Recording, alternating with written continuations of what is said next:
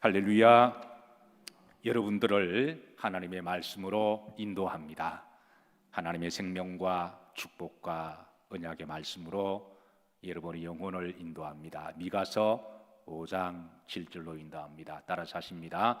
야곱의 남은 자는 많은 백성 중에 있으리니 그들은 여호와께로부터 내리는 무엇 같고 이슬 같고 풀 위에 내리는 무엇 같으리니 담비 같으리니 사람을 기다리지 아니하고 인생을 기다리지 아니할 것이라. 오늘 이 말씀을 여러분의 말씀이 되기를 주의 이름으로 축복합니다. 야곱의 남은 자는 그랬습니다. 우리는 주일 저녁마다 남은 자에 대한 사상 말씀을 나누고 있는데요, 성경에 의외로 남은 자에 관한 말씀이 굉장히 많습니다. 그리고 오늘 본문 미가서 5장 7절에도 하나님이 야곱의 남은 자는 그랬습니다. 원문에 보시면 제이콥 the remnant라고, 제이콥 콤마 찍고 the remnant라고 그래서 야곱이 남은 자다, 이렇게 표현되고 있는데요. 자, 하나님께서는 이삭에게 두 아들을 주셨습니다. 쌍둥이인데 그러나 장자가 했습니다. 원래 장자가 영적 그 영맥을 이어갈 자인데, 그런데 장자가 장자 사명을 잊어버리고 자기 마음대로 살아가니까 하나님이 야곱을 남은 자로 남겨두셨어요. 그래서 야곱이 남은 자가 됩니다. 우리가 지난번에는 족장시대에는 이제 하나님이 아브라함을 남은 자로 남겨주셔서 믿음의 아버지로 불러주시고, 그리고 이제 아브라함의 그 자식 이삭 중에 두 명의 에서와 야곱 중에 형제라고 할지라도 하나님은 여러분 형제라고 할지라도 믿음이 다를 수가 있습니다. 그래서 하나님은 야곱을 남은 자로 삼으세요. 그래서 오늘 미가서 선지자를 통해서 야곱이 남은 자다, 야곱이 남은 자다. 누가 남은 자입니까?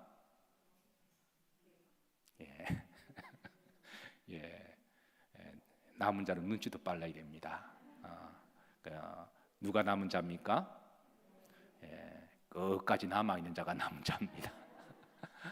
여러분, 주일날 사실 새벽부터 밤늦은 시간까지 사실 남아있는 게 쉽지 않아요. 요즘 핑계댈 거 참 많죠. 코로나 때문에도 빨리 갈 수도 있고, 또 바쁘기 때문에 얼마든지 핑계가 될 수가 있지만, 또 피곤하니까 또 재밌는 드라마는 주일 저녁 때 많이 하나요? 어쨌든 이 황금 같은 생명의 시간에 여러분 남아 있으시길 주의 이름으로 축복합니다. 끝까지 남아 있는 자가 남은 자가 되는 거예요. 뭐 저도 푸념으로 말씀드리면 저보다 여러분들이 더 훌륭하시지만 남아있는 믿음에 대해서는 저는 목사니까 남아있어야 되잖아요. 근데 감리사님들 모임이 주일 저녁 때가 들어있습니다. 그러니까 저녁 예배가 없어지면서, 그래서 주일 저녁 때 저보고 코를 자주 합니다. 그러니까 제가 그래도 꽤 밖에 나가면 인기가 많아요. 왜냐하면 밥값을 제가 잘 내거든요. 뭘 하면 그래서 어쨌든 뭐 오해하지 마시고, 그래서 주께서 주시는 은혜가 많아서, 그래서 이제 주의 이름으로 또 우리 영일교회 이름으로 때로는 대접하다 보니까 저를 부르는 사람들이 의외로 꽤 있습니다. 근데 오늘 저녁에도 콜이 왔어요. 모임인데 목사님 오시라고. 그래서 제가 저희 교회는 저녁 예배가 있어서 제가 감리사님 찾아뵙고, 감리사님들입니다, 인사를 드려야 하는데 죄송합니다. 그래서 제가 이제 문자를 보내고 그랬습니다. 자, 저는 주일날 제가 다른 교회를 뭐 폄하하는 게 아니라 이사야 말씀에 우리들에게 안식일을 굳게 붙들라라는 말씀이 있습니다. 우리가 주일날은 성전에 남아서 하나님께 남아 있는 자들이 되시기를 주의 이름으로 축복합니다. 자, 야곱의 남은 자는 그랬습니다. 하나님이 야곱을 이제 남은 자로 남겨두시고, 그런데 그 다음 보시면 야곱의 남은 자는 많은 백성 중에 있으리니 그랬습니다. 이는 시대마다 하나님이 많은 백성들 중에 남은 자를 남겨두신다는 거예요. 우선 야곱의 자손들 중에 하나님이 또 남은 자를 하나님이 남겨두시는데요. 야곱의 아들은 몇 명이죠? 12명이죠. 12명 중에 누가 남은 자로 남아있는지 제가 이름을 하나씩 대볼 테니까 그 이름에 해당되면 손을 드시면 돼요. 자, 첫 번째 장자의 사명을 받고 태어난 첫 번째 아들이 루벤입니다. 여러분 남은 자로 생각하면 손 들면 돼요. 그 다음에 두 번째 아들은 시므온, 세 번째 아들은 레위, 네 번째는 유다, 다섯 번째는 단, 여섯 번째는 납달리, 일곱 번째는 갓, 여덟 번째는 아셀, 아홉 번째는 이사갈, 열 번째는 스불론, 11번째는 요셉, 12번째는 베냐민. 요셉이 남은 자가 되는 거죠. 그래서 야곱에게 12명의 아들이 있어도 거기서 남아있는 자는 누구다? 남아있는 자는 누구다? 여러분들입니다. 매 시대마다 남아있는 성도들이 되기를 주의 이름으로 축복합니다. 자, 아시다시피 요셉이 노예로 팔려가죠. 가서 정말 산전수전 다 겪고 여러 죽을 고비를 넘겨요. 종으로 전락했다가 그래서 이제 또 감옥에 갇히기도 했다가 어쨌든 파란만장한 인생을 하면서, 근데 하나님은 그 요셉을 애굽에서 죽이지 아니하시고 남겨두십니다. 왜냐하면 사명이 있기 때문에 그러한 거죠. 그래서 나중에 요셉이 형제들을 만났을 때 이렇게 고백하는데, 거기에서 이제 요셉의 믿음과 남은 자의 신앙 고백을 우리가 하나님이 드러내시는데, 그게 창세기 45장 5절부터 8절까지입니다. 자, 이게 이제 5절 보면 형님들이 나를 팔았다고 해서 너무 자책이나 한탄하지 마소서. 하나님이 생명을 뭐 하시려고? 구원하시려고 나를 먼저 보내셨습니다. 그렇게 고백하고요. 자, 7절에 보시면 또다시 하나님이 큰 구원으로 생명을 보존하고 생명을 이렇게 남겨두시기 위해서 당신들의 후손을 세상에 남기시려고 나를 당신들보다 먼저 마셨으니 보내셨으니, 그런즉 나를 이곳에 보낸 것은 당신들이 아니요 하나님이시다. 그래서 여기에서 이제 요셉의 그런 믿음을 드러내고 있습니다. 자, 흥미로운 것은 오늘 이제 미가서 선지자를 통해서 남은 자들을 하나님이 세 가지로 비유하십니다. 따라서 하십니다. 야곱의 남은 자는 많은 백성 가운데 있으리니 그들은 여호와께로부터 내리는 못 같겠고 이슬 같겠고. 그러니까 남은 자들을 하나님이 뭐로 비유하시냐면 이슬로 비유를 하세요. 이슬 같아. 남은 자들은 이슬 같아. 그런데 이 이슬이라는 말은 히브리인들의 문화권 속에서는 저 헐몬산의 이슬을 이야기합니다. 헐몬산은 이스라엘의 제일 북쪽에 있습니다. 우리로 말하면 백두산이라고 생각하면 되고요. 흥미로운 재미있는 거는 헐몬산의 높이와 백두산의 높이와 거의 같습니다. 백두산이 2850m가 되죠. 이 헐몬산도 그러해요. 만년설입니다. 그래서 그 꼭대기에서 그리고 그 밑으로 쭉 이렇게 엘리베이션을 보면요, 이게 2800m고 사해 바다는 마이너스 400m입니다. 그러니까 고도 차이가 얼마가 나죠? 많이 나죠. 그러니까 고도 차이가 3200m가 나죠. 그러니까 이 지형적인 특성 때문에 위에서 헐몬산의 만년설이 눈이 녹아서 이렇게 이슬이 되어서 밑으로 쫙 내려가면 소리 없이 어둠이 내리고 이슬이 내려서, 그래서 그 밑에 있는 온 대지를 소리 없이 촉촉하게 지켜줍니다. 그래서 이런 지형적인 이미지를 하나님이 이제 비유를 들어서 내가 이스라엘에게 내리는 이슬 같아 이렇게 하시면 하나님의 속성을 이슬로 비유를 하세요. 호세아 14장 5절입니다. 자, 다 같이 한번 합독하십니다. 내가 이스라엘에게 이슬과 같으리니 그가 백가퍼같이 피겠고 레바논 백향목같이 뿌리가 박힐 것이라. 내가 이스라엘에게, 그러니까 헐몬산의 이슬이 주로 이렇게 잔잔하게 소리 없이 내립니다. 그러니까 하나님의 은혜는 이슬과 같습니다. 그리고 그 이슬의 특징은 요란하게 광고하고 알리면서 내리시는 게 아니라 잔잔하게 내리십니다. 그리고 무엇보다도 이슬은 우리가 잠자는 사이에도 하나님 은혜가 촉촉하게 내립니다. 저는 철없는 시절에는 잠잘 때는 아무것도 모르고 사는 줄로 알았어요. 그런데 제가 목회를 30년 이상을 하면서 우리가 잠잘 때에도 하나님의 은혜가 절대적으로 필요합니다. 잠자는 동안에도 우리 코에서 호흡이 잘 쉬도록 하나님 은혜가 내려야 되고요.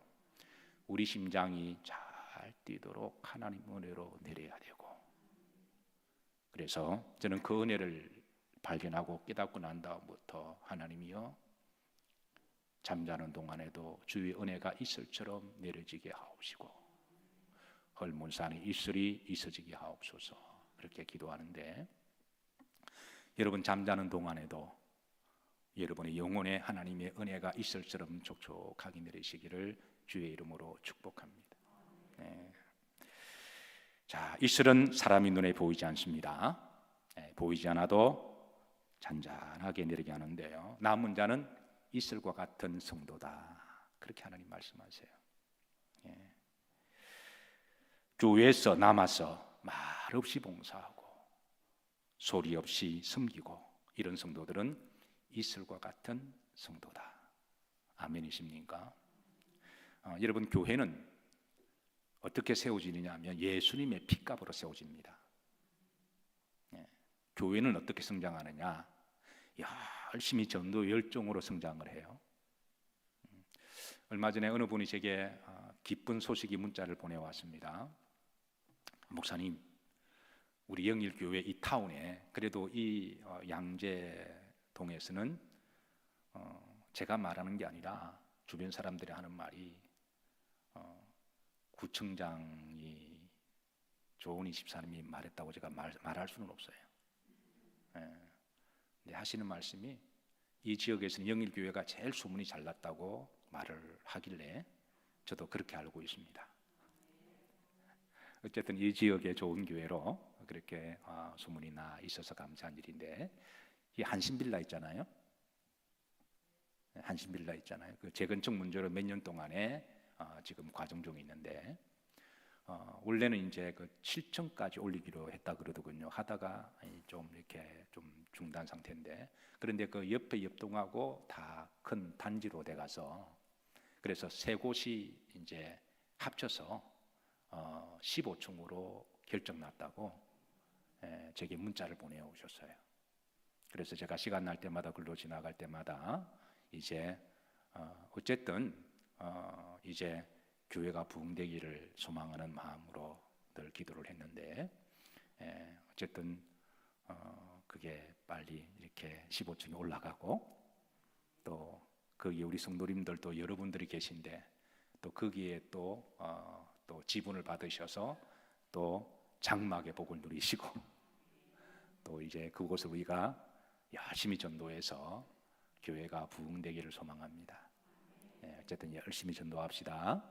아무리 뭐 이런저런 이유가 있어도 교회는 전도해야 됩니다. 그러니까 교회는 전도로 성장해요. 근데 교회의 성숙은 뭐로 성숙할까요? 이슬비 같은 성도로 말미암아 성숙합니다. 이슬비 같이 말 없이 소리 없이 오른손이 하는 일을 왼손이 모르게 늘 믿음의 자리에 사명의 자리 잘 숨길 때에 그걸 지켜보는 다른 사람들도 은혜를 받고, 그래서 교회는 그렇게 성숙해지는 거죠. 저는 우리 영일교회가 역사가 깊어가는 것만큼 소리 없이 이슬이 내리고 성숙한 교회가 되기를 기도하고 소망합니다. 자, 하나님이 남은 자는 무엇 같은 성도다? 이슬과 같은 성도다. 자, 두 번째, 풀 위에 내리는 무엇 같겠고 담비 같아서. 두 번째, 하나님은 남아있는 성도들은 담비와 같은 성도다, 이렇게 말씀을 하세요. 여러분, 담비가 어떤 비죠? 담비가 어떤 비죠? 글자 그대로 단비죠. 그 농부들에게 있어서 밭이 갈라지고 논이 갈라지면 농부들의 마음도 쩍쩍 갈라집니다. 그런데 하늘에서 단비가 내립니다. 비가 내리면 그 비가 밭을 살리기 때문에 농부는 그 비를 단비라고 묘사를 하죠. 하나님은 농부의 마음을 빌어서 그 비가 단비고 남아있는 자가 무엇 같을 것이라? 단비 같은 성도가 될 것이다, 그렇게 말씀하는데요. 자, 단비는 하나님의 은혜를 이야기를 합니다. 시편 65편 10절에 보십시다. 자, 이 단비를 누가 주시는지, 또 단비가 뭘 의미하는지 우리에게 답을 주고 계시는데요. 자, 합독합니다. 주께서 밭고랑에 물을 넉넉히 대사 그 이랑을 평평하게 하시며 또 단비로 부드럽게 하시고 그 싹에 복을 주시나이다. 자, 단비를 주시는 분은 누구시다? 하나님이시다. 그리고 중반절에 보면 단비로 모롭게 하시고 부드럽게 하시고, 단비는 성경에 주로 은혜를 상징해요. 그래서 은혜로 우리 마음을 부드럽게 하신다. 지질학자들의 견해에 따르면요, 그 고대 사하라 사막은 옛날에는 울창한 숲이었다고 그래요. 그래서 그 밑에 화석들 중에 고목의 큰 울창한 정글에서만 있을 법한 그런 고목의 화석들이 드러나온다고 그럽니다. 그런데 어느 시점에 그곳에 비가 내리지 아니하므로 그 울창하고 비옥한 땅과 우림이 지금 사막이 되어버린 거죠. 사람의 심령도 마찬가지입니다. 하나님 은혜가 내리지 않으면 우리는 우리 마음이 주라해지고 그리고 쩍쩍 갈라져서 나중에는 사막이 됩니다. 자, 사랑하는 성도 여러분, 저는 여러분의 심령에 하나님 은혜가 늘 단비처럼 내리시기를 기도하고 축복합니다. 오늘 제가 급하게 우리 찬양팀들에게 187장 빈들의 마른 풀과 같이 찬양을 좀 요청을 했습니다. 우리가 좋아하는 찬양이죠. 한 5시까지 말씀을 준비하다가 갑자기 이 찬송을 기억나게 하셨어요. 그래서 찬송의 가사를 보면 빈들의 마른 풀같이 시들은 나의 영혼, 주님이 허락한 성령 간절히 기다리네, 가물어 메마른 땅에 성령의 단비를 내려주옵소서. 우리가 세상을 살아가다 보면 마음이 쩍쩍 갈라질 때가 있습니다. 상처가 나기도 하고 아픔이 나기도 하고 주라해져서 퍽퍽하기도 하고, 오늘 누구 한 놈 걸리면 내가 그날 죽었다 이런 마음도 들기도 하고, 그럴 때 우리는 하나님의 단비를 받아야 합니다. 여러분, 하루에 사람이 마셔야 될 물의 양이 얼마 정도가 되죠? 한 1.5리터에서 2리터 정도 된다 그래요. 그래서 그 물을 섭취를 해줘야 우리 몸이 건강하다 그럽니다. 마찬가지로 우리는 날마다 하나님 은혜가 필요합니다. 오늘 찬송 가사처럼 가물음의 마른 땅에 우리가 살아가다 보면 마음이 막 가물어지면 집에 들어가서도 막 싫은 소리가 나오잖아요. 그리고 인상도 쓰게 되고, 그러면 가족들에게 민폐입니다. 그런데 우리가 교회에서 은혜를 충만히 받고 성령으로 우리 마음이 부드러워지면 집에 들어갈 때 얼마나 복이 될까요? 여러분, 교회에 오셨으면 여러분 마음이 부드러워지고 은혜에 충만하기 전까지는 가급적 집에 들어가지 마시기를 주의 이름으로 부탁합니다. 그래서 교회에서 마음을 충분히 녹이시고 그리고 위로받으시고 은혜 받으시고 충만한 상태에서 들어가면 그 가족들이 또 얼마나 좋아하겠어요. 그래서 찬송 가사에는 내 마음이 감으로 메마르지 않도록 성령의 단비를 달라고 그렇게 기도하는 찬양이죠. 여러분, 날마다 성령의 은혜를 구하시고 하루에 필요한 물의 양이 있듯이 하루에 우리가 필요한 말씀의 양이 있고 또 기도 양이 있고 은혜 양이 있습니다. 그것들을 여러분 꼭 채우셔야 돼요. 이 찬송은 나중에 끝날 때 우리가 다 같이 한번 부르도록 하십시다. 자, 마지막에는 남은 자들은 따라서 하십니다. 사람을 기다리지 아니하며 인생을 기다리지 아니할 것이며. 여기 이제 기다린다라고 하는 것은 의지한다라는 말이죠. 그러니까 성경은 사람은 섬김의 대상이고 사랑의 대상이고 전도의 대상이지 의지의 대상이 아님을 분명히 말씀해주고 있습니다. 의지의 대상은 오직 하나님밖에 안 계세요. 자, 이사야 2장 22절 다 같이 한번 보시겠습니다. 너희는 인생을 의지하지 말라. 그의 호흡은 코에 있나니 새말 가치가 어디 있느냐 그랬습니다. 그러니까 호흡은 코에 있다. 이는 연약하다라는 거죠. 그러니까 내가 어느 사람을 의지하면 그 사람도 사람이기 때문에 언젠가는 픽 쓰러지지 않겠어요? 그 사람도 사람이 언젠가는 시험 들지 않겠습니까? 근데 그 사람이 시험 들면 그 사람 의지했던 사람도 같이 시험 드는 거죠. 그 사람이 넘어지면 내가 그 사람만 의지했는데 그 사람 같이 넘어지는 거예요. 그래서 성경은 사람을 마지 마라, 의지하지 마라. 따지고 보면 다 연약한 자들이다. 우리가 의지할 분은 오직 하나님밖에 안 계십니다. 그래서 이사야 40장 8절에 보면 풀은 마르고 꽃은 시드나 여호와의 말씀은 영원하리라 하라. 자, 말씀을 정리합니다. 여러분 중에 성령이 감동이 되시면 미가서 5장 7절 말씀을 여러분 신비에 새기시고 이 말씀 붙드시고 기도하시고 이 말씀의 은혜가 함께 하시길 바랍니다. 따라서 하십니다. 야곱의 남은 자는 많은 백성 중에 있으리니 그들은 여호와께로부터 내리는 이슬 같겠고 풀 위에 내리는 담비 같을 것이며 사람을 의지하지 아니하고 인생을 의지하지 아니할 것이라. 여러분 마지막 시대에 끝까지 남아있는 자들이 되시기를 주의 이름으로 축복합니다.